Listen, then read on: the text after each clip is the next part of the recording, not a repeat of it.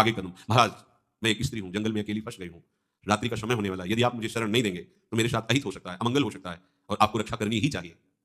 नजर नीचे किए हुए कहा, देखो ये हमारे यहाँ ब्रह्मचारियों का आश्रम है, स्त्रियों का प्रवेश निषेध है।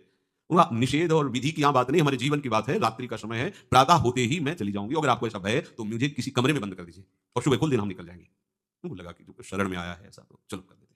वो जो ब्रह्मचारियों के लिए वास थे, वो खपरेला, बांस के ऊपर ऐसे खपरेला रख के और मिट्टी की दीवार ऐसे जो झोपड़ी नुमा, ऊपर खपरेला ऐसे था, एक में कर दिया और कहा अपना ये दरवाजा बंद कर लो, मैं भी बुलाऊं तो तुम मत खोलना। बहुत सावधान।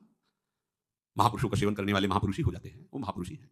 पर गुरु वाक्य पर उनको संशय हुआ, इसलिए उनकी परीक्षा हुई। वो और कोई नहीं है, भगवान व्यासदेव जी हैं, श्याम वर्ण के कमल नयन, नवीन अवस्था।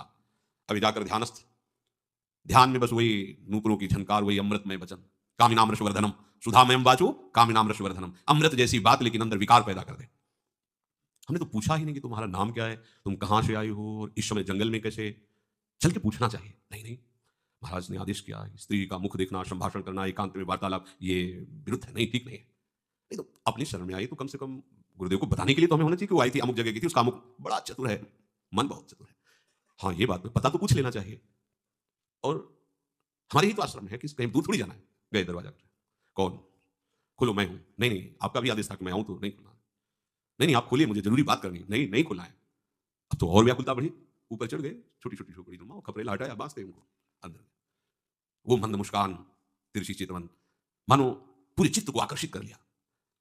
हमने तो ये भी नहीं पूछा कि आप जंगल में कैसे अकेली थी, आपका क्या नाम है, आप यहां कैसे जंगल में फंस गए, कुछ नहीं बोल रहे, बस मंद मुस्कान, तिरछी चितवन। अगला प्रश्न बिना उत्तर मिले ही कर दिया, आपका ब्याह हुआ है कि नहीं? नहीं, ब्याह नहीं हुआ है। हाँ, हमारा भी नहीं हुआ है। कहां और कहां, बात बदल गई। अब चेहरे की तरफ देखा तो भगवान के अवतार, भगवान व्यासदेव जी, वो श्यामता परीश्वरण रूपिणी, जैसे यमुना जी के लिए कहा गया, ऐसी भगवान व्यासदेव भी है।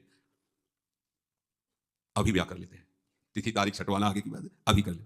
तो ब्याह तो हम भी अपना सौभाग्य मानेंगे कि आप जैसे ब्रह्मचारी हमें स्वीकार करेंगे, पर हमारी एक शर्त है, अपना मुंह काला करके हमें पीठ में यहाँ से बैठा कर नदी के तट पे जो देवी का मंदिर वहां ले चलो, वहीं हम आपको जयमाला पहना देंगे।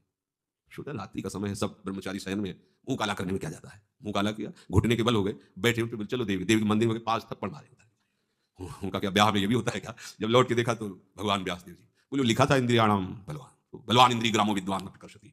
आपको कुछ संशय? बोले गुरुदेव कोई संशय नहीं है, समझ गए प्रभु, ये इंद्रियां बड़ी बलवान है। अन्य वासनाओं को उपासक छोड़ सकता है, ये बड़ी बात है।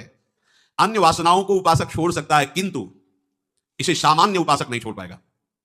अनेक ऋषि मुनि, साधु, सन्यासी, योगी, भक्त, तपस्वी, साधक, ध्यानी इसके द्वारा गिराए जा चुके हैं, इस कामरूपी शत्रु के द्वारा।